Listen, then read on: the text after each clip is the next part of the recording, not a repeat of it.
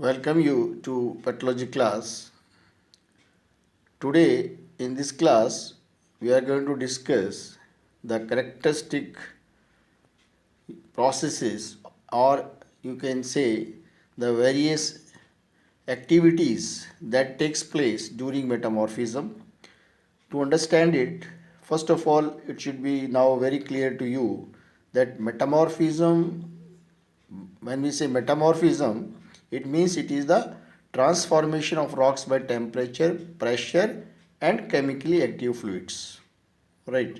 So the transformation means there is a change in the mineral composition and the textural behavior of the rock due to this, or what we say that recrystallization takes place.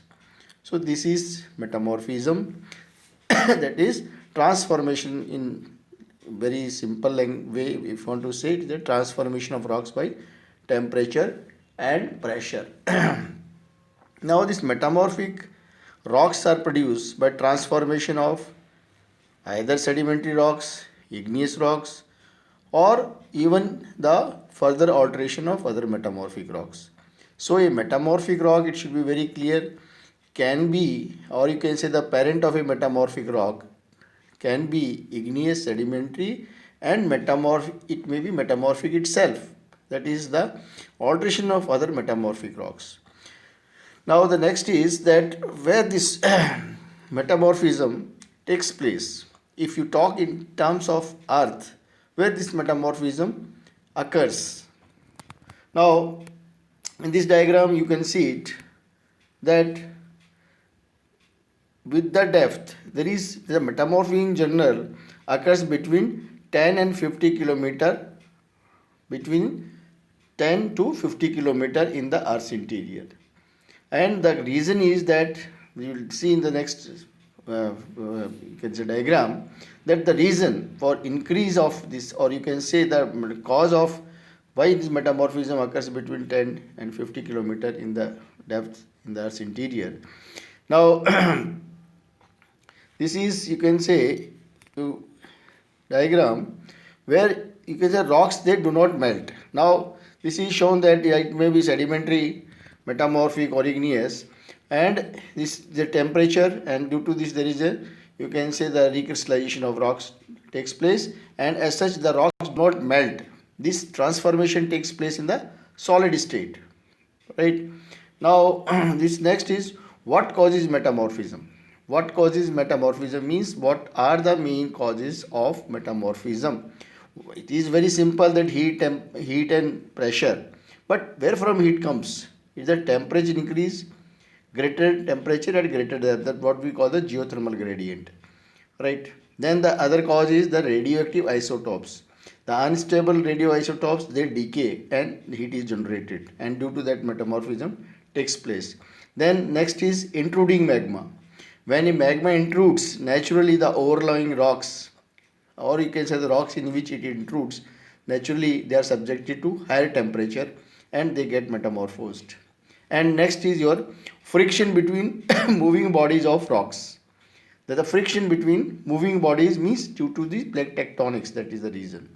So this, in our, you can say, nature as such, though we say physical processes, that the physical factors, that is the temperature and your pressure and chemical active fluids, since that are the same, but as such in earth where it increases means greater temperature at greater depths, then the radioactive isotopes, decay of elements, then intruding magmas and friction between moving bodies. So these are the reasons, or you can say the actual phenomena that takes place and due to which metamorphism occurs. Now metamorphic agents, the temperature. Typically the most important factor in metamorphism is the temperature. Now continental geothermal is higher than the oceanic due to concentration of radioactive elements. Means if you, that has been calculated out, that the geothermal gradient of that the, you can say, continental geothermal is higher than that due to the oceanic. It is hotter faster with depth is the continental. You can see in this diagram, this is depth and this is the temperature, and this is, you can say, you can enlarge it, this is the upper mantle, This is the oceanic crust.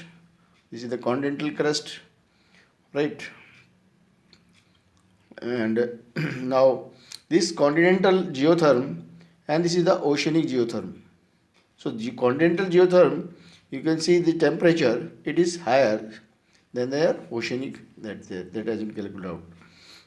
Rather, then what causes metamorphism? Means cause that is there. Now second that was we were discussing was first was temperature, then second is pressure.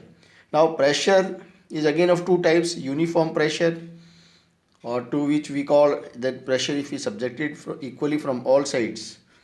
And second is your stress, means that is a force per meter square, and this elongation of a body or takes place perpendicular to the stress. Stress is a directed pressure. Now increase with depth, pressure can be applied equally in all direction or differently. All direction, that is called the confining pressure, called the lithostatic pressure, and differential is called your directed pressure or your stress. Now origin of pressure in metamorphism, this is you can understand from this block diagram. Increasing confining pressure, right?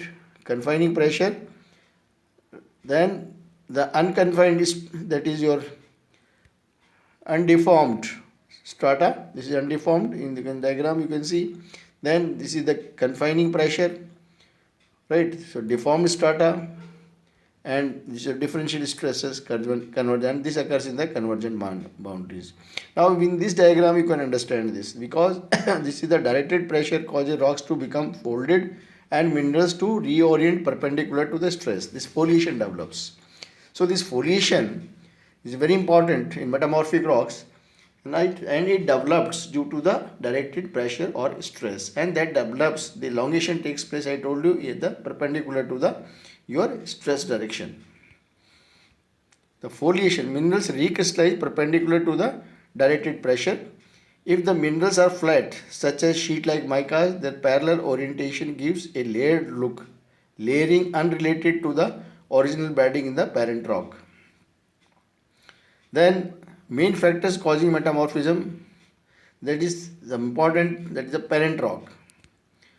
Means parent rock to which we call the protolith, right?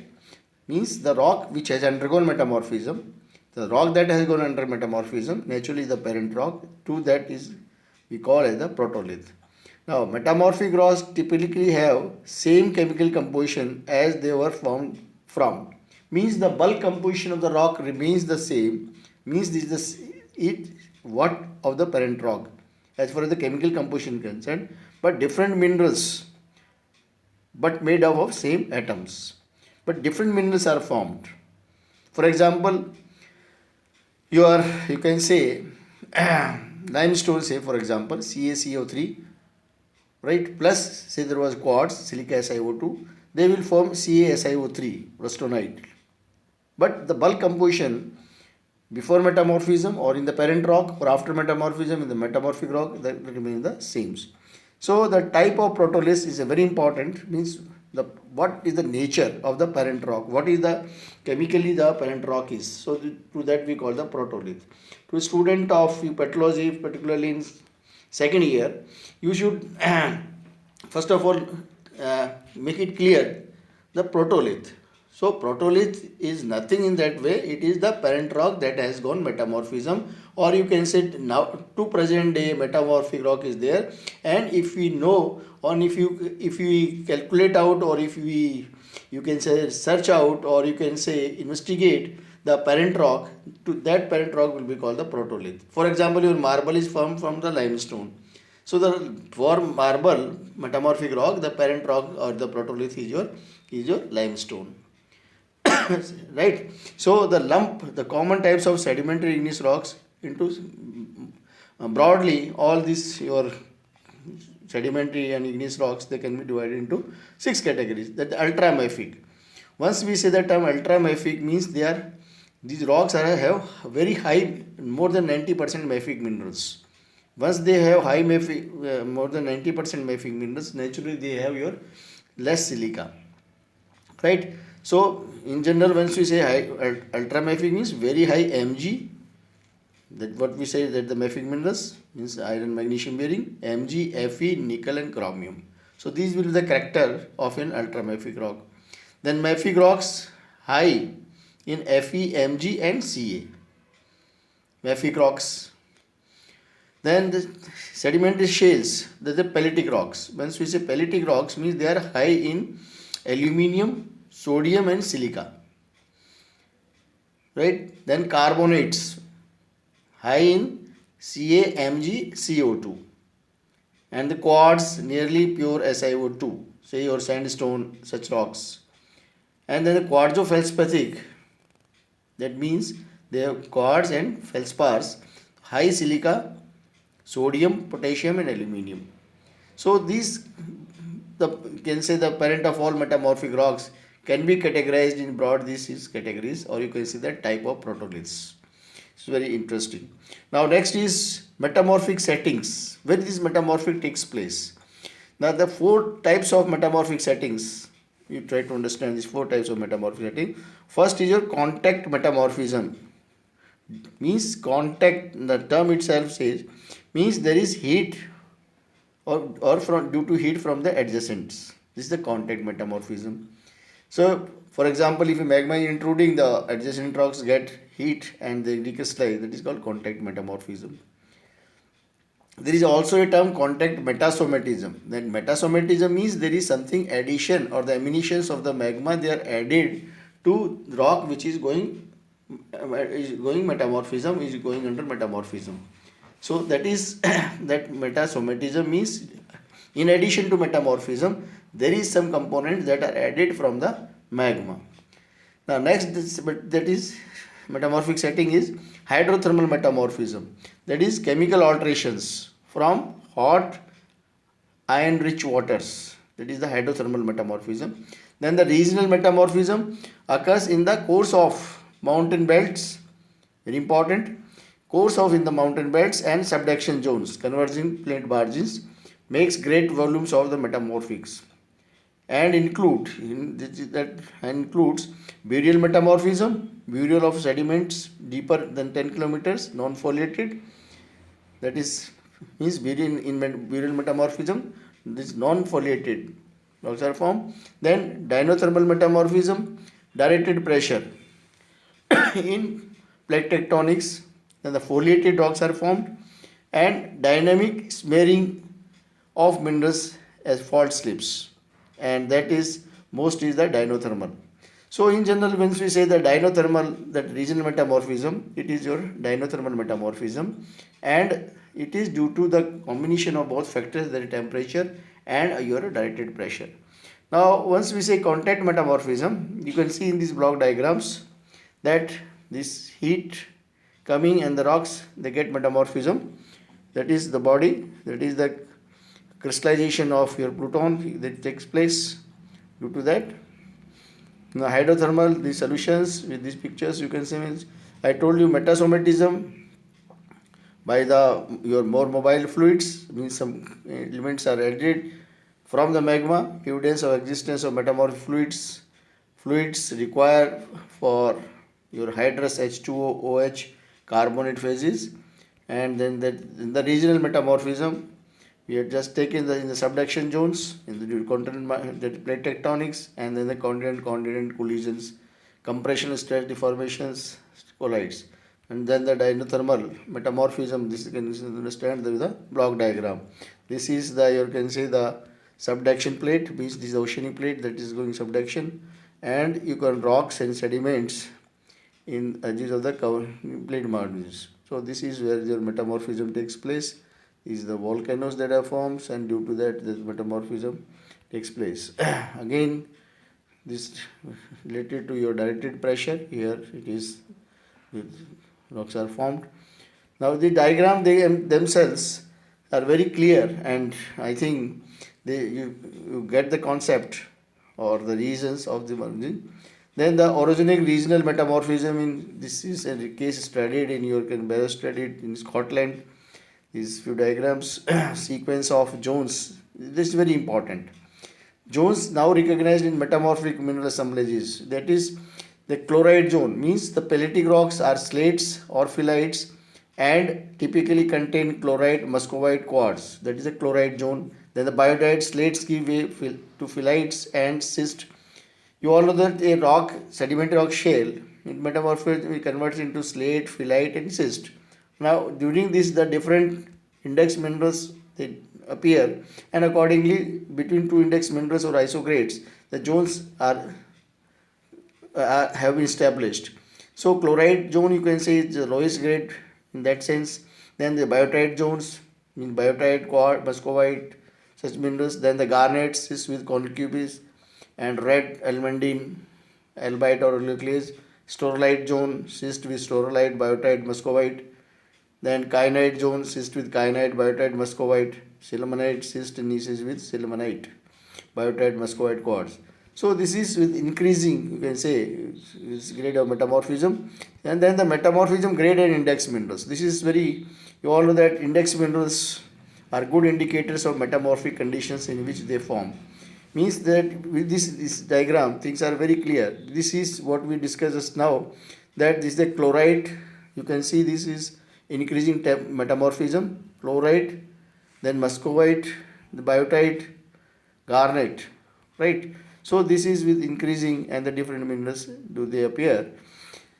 Now to the students, now pathology, now this is again you can take in this sense, this is diagram of your different, you can see the temperature and this the different, you can see the phases with the kilobar pressure, right? So this is geolite phases and the highest grade temperature regulogite phases. The fields have been marked in this diagram, right? This is your granulite phases,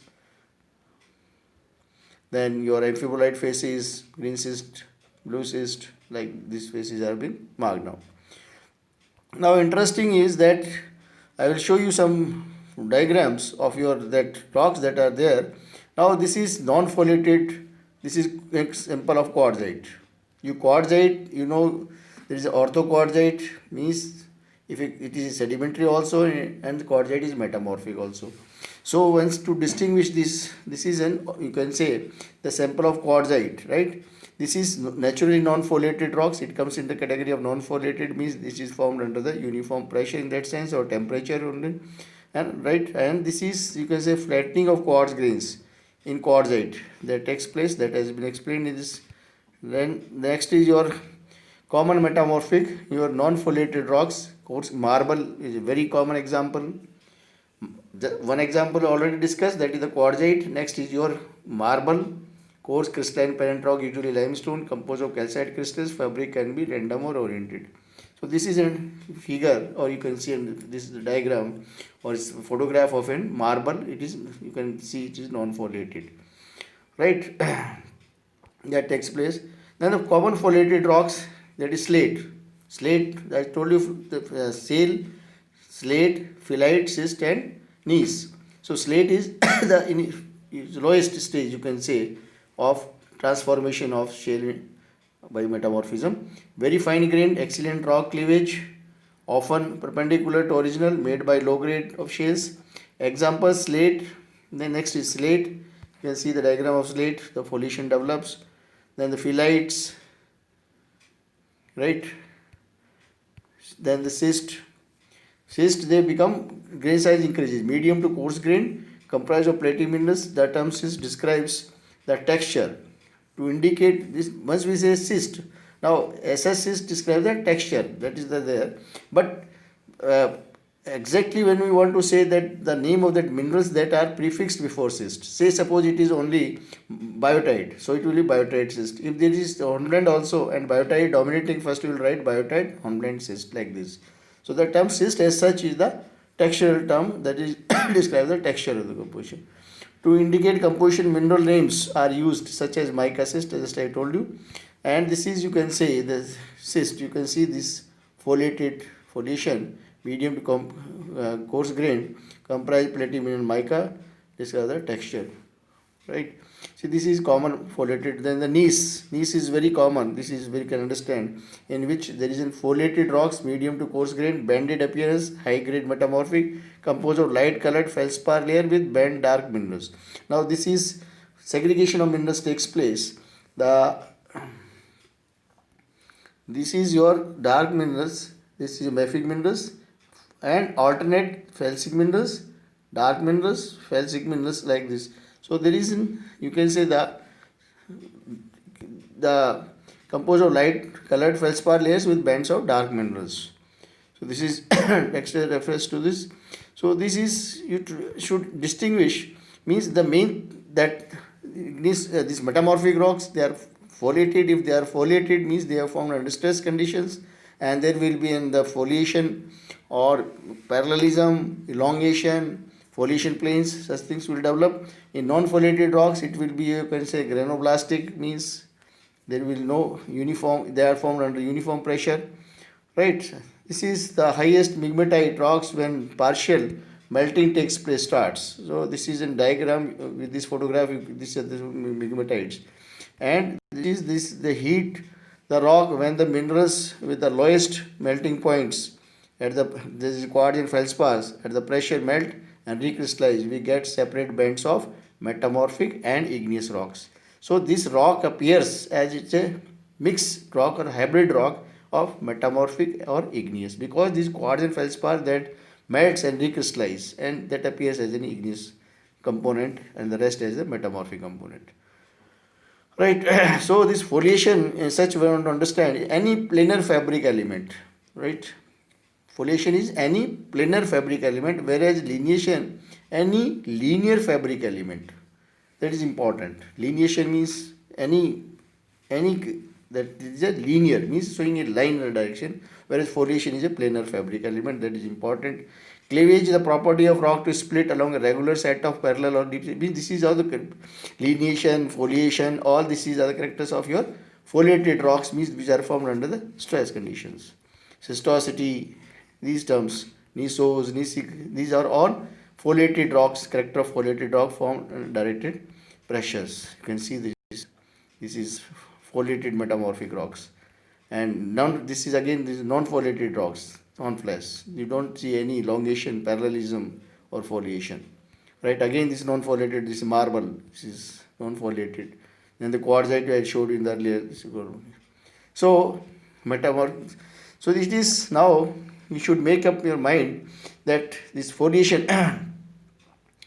Okay, that's all. That the metamorphic process and activities that we wanted to discuss today, and I showed you samples also. Thank you very much.